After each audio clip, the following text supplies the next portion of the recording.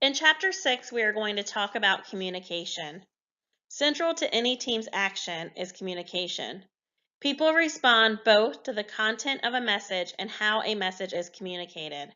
Communication climate, psychological safety, social processes, and trust all influence the flow of a team's communications, which impacts both the team's productivity and cohesiveness. Additionally, the emotional intelligence of the team and individuals in the team help make the team's communication more sensitive and effective. Improving communication requires building trust within the team, facilitating team meetings, and developing good communication skills. We are going to cover these in Chapter 6.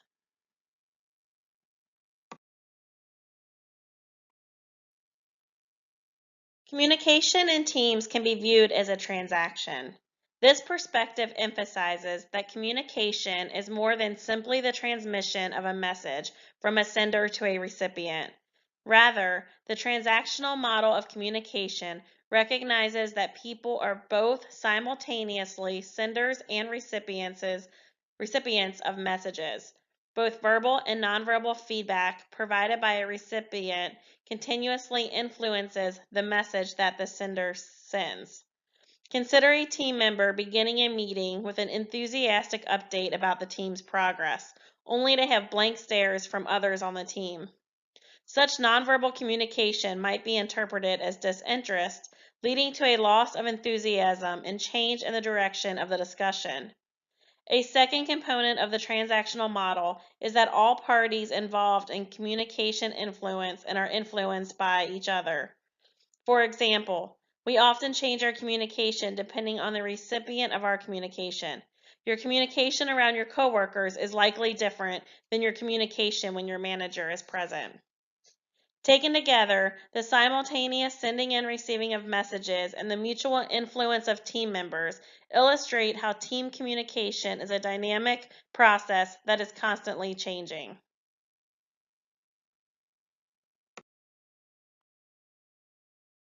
When communicating verbally, we use language in an attempt to share meaning with others.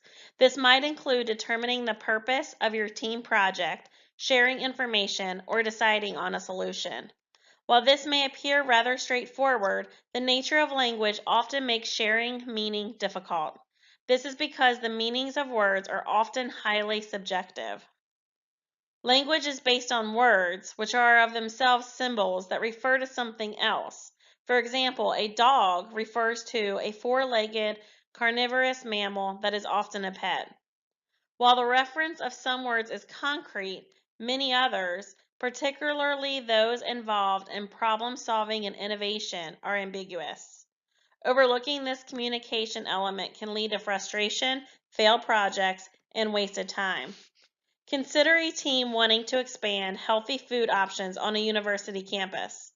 There are various contested understandings of what healthy food means, such as low calorie, not processed, locally sourced, organic, non-GMO, etc.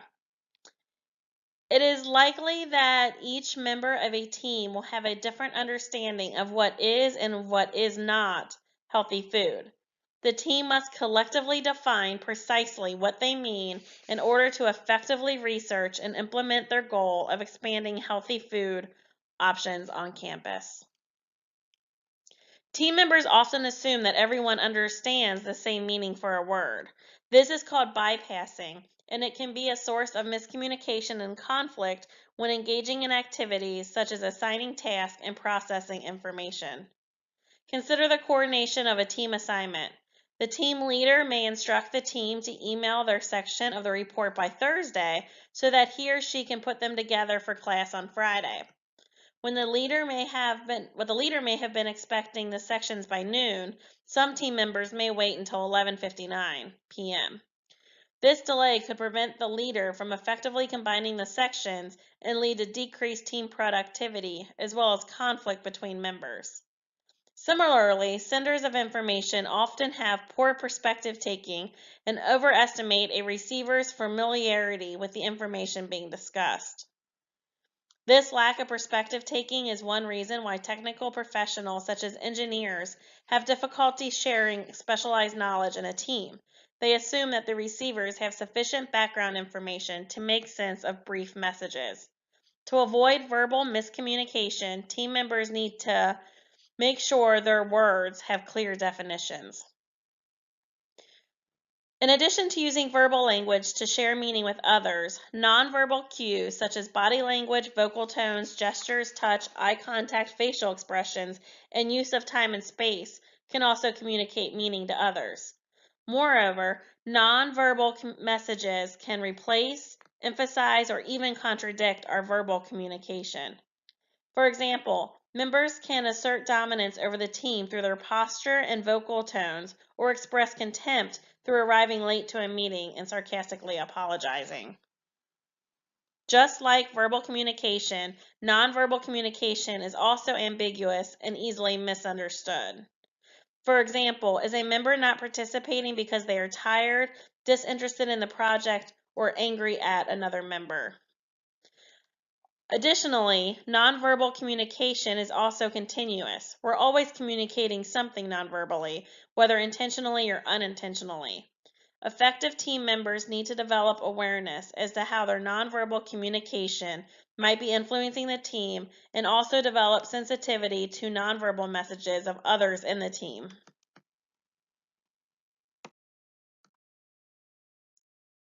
Choices in how you communicate can establish and maintain a safe communication climate that encourages team members to express their knowledge, opinions, and feelings in difficult situations.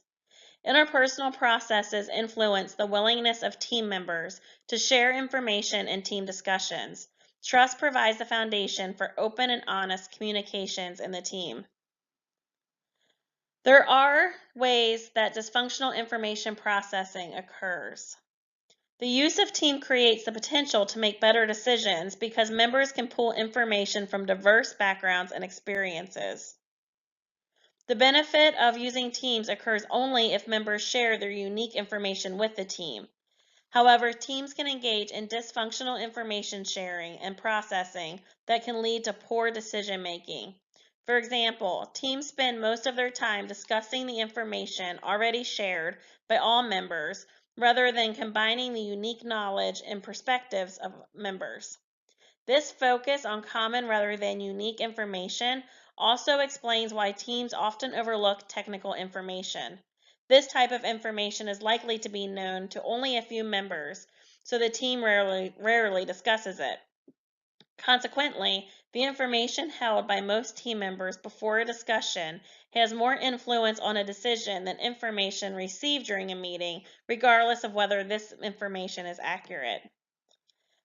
Biases in the way the team processes information may prevent the team from making good decisions because important information that one member holds is ignored by the team. For example, confirmation bias is the prevalent tendency for people to seek information that confirms their beliefs and attitudes while ignoring information that contradicts their currently held beliefs and attitudes. In other words, team members often find what they expect to see when processing information. One study found that the auditory perception of a patient's breathing, which is a critical symptom that distinguishes between two life-threatening conditions, by teams of physicians was influenced by the diagnosis they had anticipated. These physicians heard a breathing pattern that was consistent with the presumed diagnosis, even though this breathing pattern was not objectively present. The patient was misdiagnosed because the physicians ignored information that disconfirmed their beliefs. Likewise, design teams may not seek out information that disconfirms the assumptions and beliefs of the team. However, teams that actively process disconforming information can produce more creative designs, or at the very least, avoid implementing poor solutions. To combat confirmation bias, members should actively find and passionately present disconfirming evidence and information to the team. It can be helpful to assign a member the role of devil's advocate to help establish a norm challenging the team's assumptions.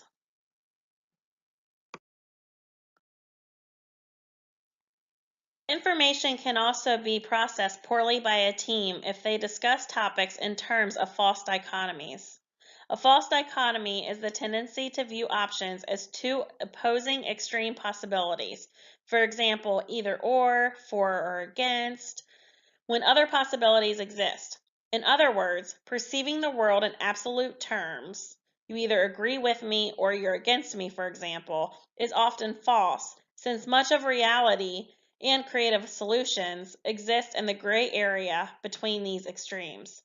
However, despite this sounding rather obvious, it is often difficult to quickly and easily communicate about these gray areas because our language lacks appropriate words. While we can immediately think and speak in terms of opposites, such as tall, short, loud, quiet, the words to describe the midpoint between these concepts are often vague and nonspecific to the word pairing. This illustrates how our language often predisposes us to think into extremes. False dichotomies can influence the nature of solutions that teams design. Consider the example of groups of students who wish to address the skateboarding ban on campus by advocating for the ban to be repealed, a clear allow ban dichotomy in devising a solution. Given the university administration's concern for the safety of both pedestrians and skateboarders, the entire proposal was rejected and the group was unsuccessful in achieving its goals. However, a more fruitful solution might have been to advocate for the middle ground approach between banning and allowing, such as for permissible times and locations for skateboarding to be allowed on campus. Such an integrative solution allows for the needs of both parties to be met. To battle the false dichotomies that emerge in group discussions, it is useful to question absolute statements made by members and to use the language of provisionalism, such as sometimes or often, when discussing information. This provides a communicative space in a discussion to explore alternative solutions.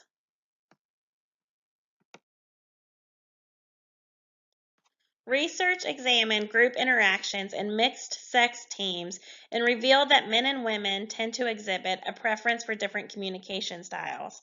Masculine communication styles emphasize gaining status, which means the talk embodies independence, competition, exerting control, and reporting knowledge in an effort to elevate their position in the group. Consequently, men tend to speak more, focus on task-oriented information, interrupt, offer advice, and make jokes more often than women in mixed-sex groups. In contrast, feminine communication styles emphasize building connection, which means that talk embodies interdependence, cooperation, and empowerment in an effort to facilitate agreement, interest in others, and participation. Women, then, tend to share feelings, invite others to speak, and listen in order to foster bonds between members. While labeled masculine and feminine, both of these communication styles are used by both sexes. Rather, there is a tendency for the communication of women to embody connection and the communication of men to embody status.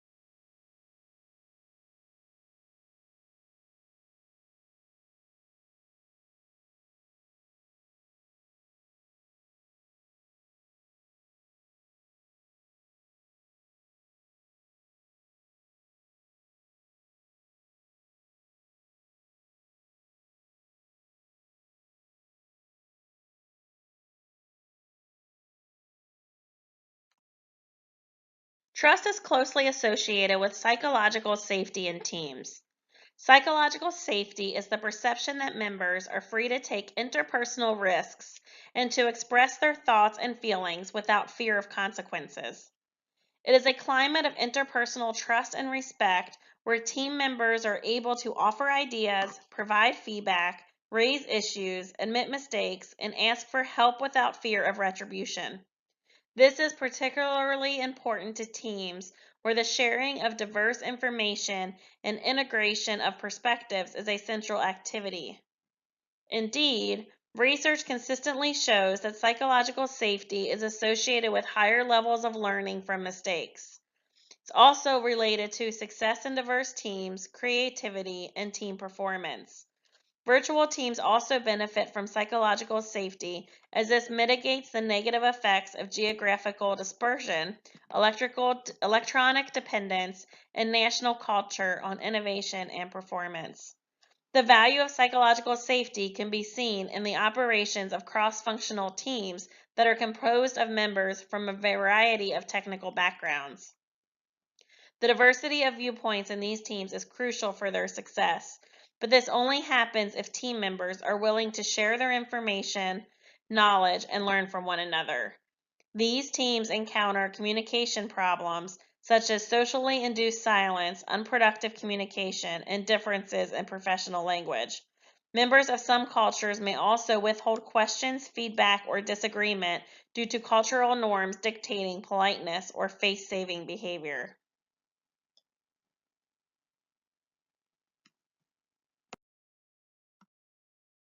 Closely related to psychological safety is the communication climate of groups. Gibb identified 6 patterns of group communication that increase or decrease the degree of defensiveness exhibited by members. How one communicates can influence whether team members focus on the content, in other words, what was said, or the structure, how they said it, of the message. A defensive climate occurs in response to perceived threats to one's self-esteem and shifts mental attention away from the message content and team task to instead defending oneself and distorting information. In the short term, this decreases team productivity and erodes cohesiveness. In the long term, a defensive climate can lead to burnout and turnover. By contrast, a supportive climate emphasizes the content of the message and yields increased cooperation and trust, which is essential for the development of psychological safety. Team members establish and maintain a supportive communication climate through choices of how they structure their communication. Gibb offers the following patterns of communication that can contribute to a defensive versus supportive climate.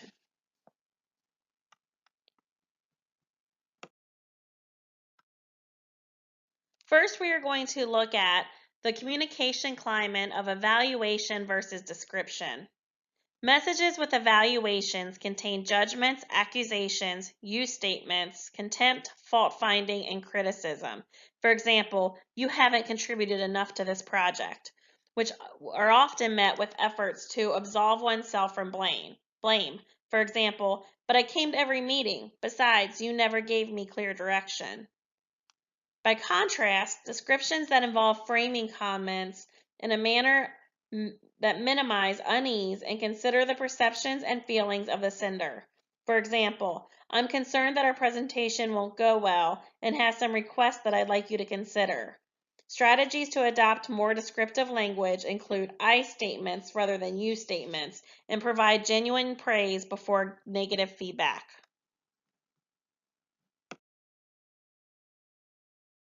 In this slide, we are going to look at the control versus problem orientation. A defensive climate can emerge from communication aimed at controlling other people by telling them what to do. Indeed, research on psychological reactance reveals that efforts to control one's behavior are often met with resistance or even the opposite behavior. This can be illustrated by imagining the typical response of a child being told to clean his or her room. Similarly, members in teams often respond negatively to demands placed on them by others. For example, demanding that a team member skip a planned social event in order to finish an assignment might lead to resistance. However, a more effective communication pattern is to focus instead on the problem and invite ideas for solving the problem, such as what can we do in order to finish this project by tonight? This allows for a productive conversation aimed at how to solve the problem rather than placing demands on specific team members.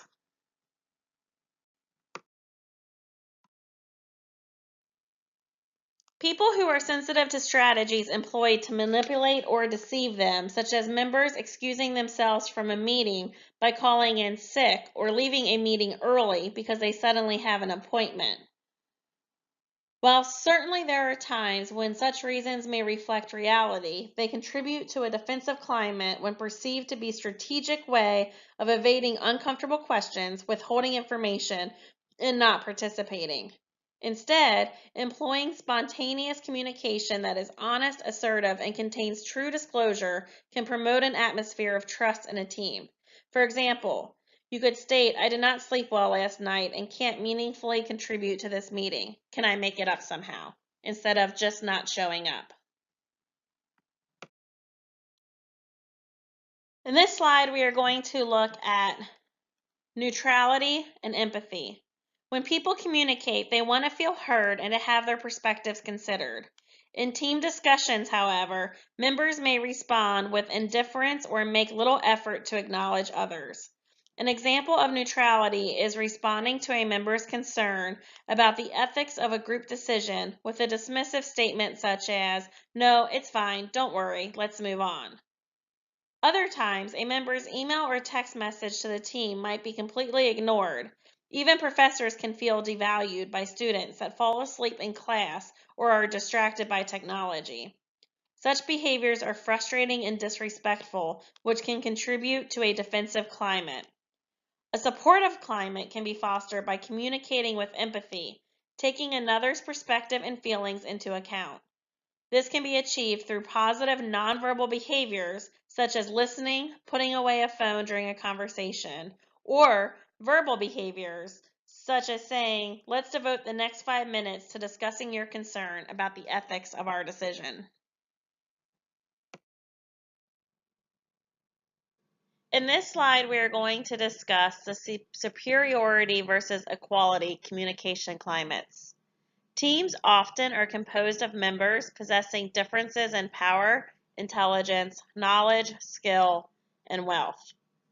Despite these differences, messages that are communicated in a superior, belittling manner, for example, you're taking too long, I'll just show you the right way to do it, evoke defensiveness that can stifle trust and even promote hostility. This defensiveness can impede the psychological safety of the team that we discussed before by limiting the ability or desire of members to provide meaningful feedback or ask for help that they may need. Instead, adopting a communication style that embodies a tone of equality, for example, I can show you what worked for me if you'd like, and even self-deprecating humor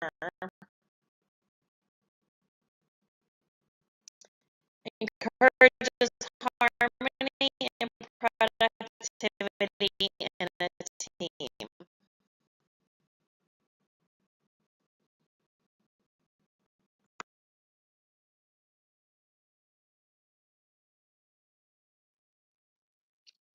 The last communication climates we're going to talk about are certainty versus provisionalism. Few things in life are absolutely certain.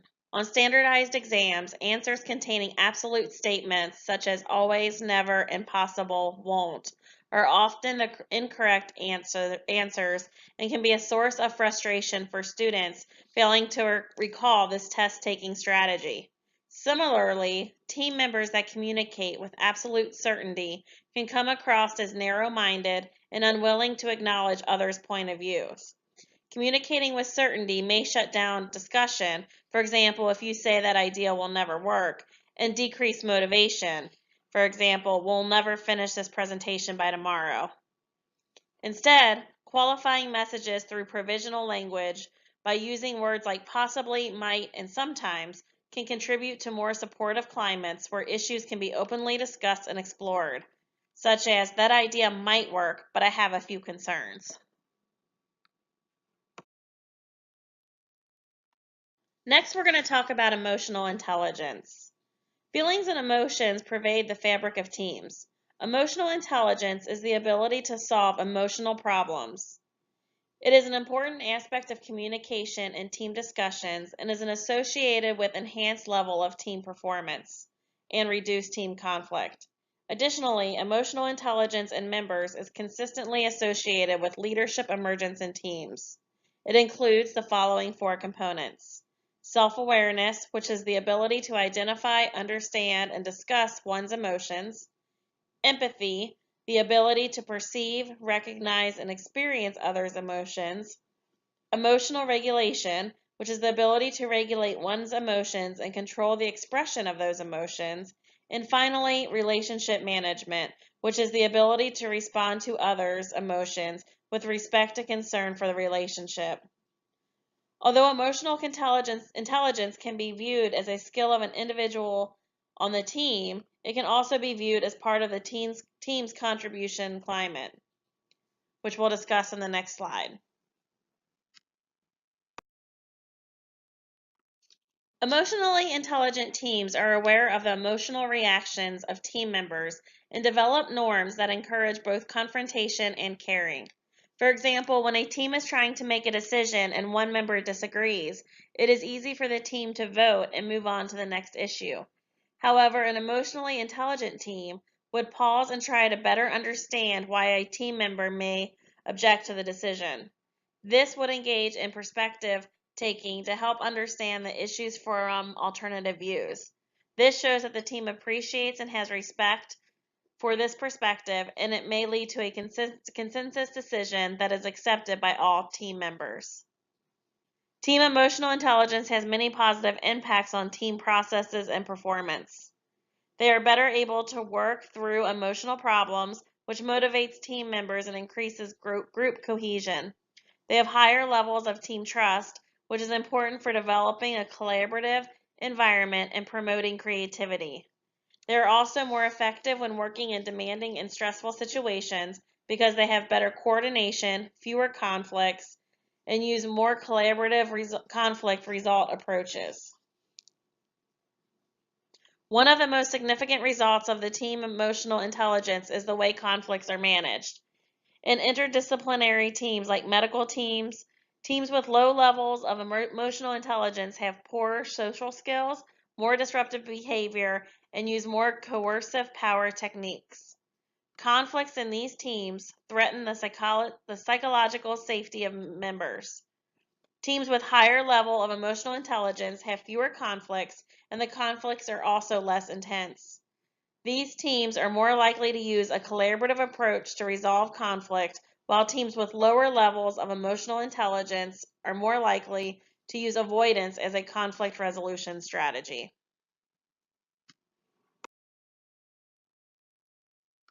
In the last slide for this chapter, we're going to talk about facilitating team meetings. There are 5 main communication activities of the facilitator of meetings. The first one is you want to maintain an open and collaborative climate. You also want to manage disruptive behaviors. Disruptive team members may dominate the discussion, be overly talkative, or be rude to other team members. All team members share responsibility for handling difficult members. It is not just the job of the leader to maintain the flow of the meeting. The leader should acknowledge and verbally reward acceptable behaviors. If problem behaviors persist, the leader should talk privately with repeat offenders. If none of these approaches work, assistance from outside the team, such as a manager, may be required. Another item that they need to do is also summarize important discussions and decisions. The leader must keep team members focused on the agenda items. To keep the group process flowing, the team leader should stop after discussion of each major agenda item and summarize the team's conclusions. This allows for a check on whether all team members agree with what has happened at the meeting. Finally, they need to evaluate the group process at the end of each meeting. The team should evaluate the effectiveness of the meetings to identify how the meeting operated, whether there are areas for improvement, and if the meeting objectives were achieved. It is important to gather perceptions from all meeting attendees about the meeting quality because leaders have to have more positive perceptions of the meeting than those who are not in a position of power.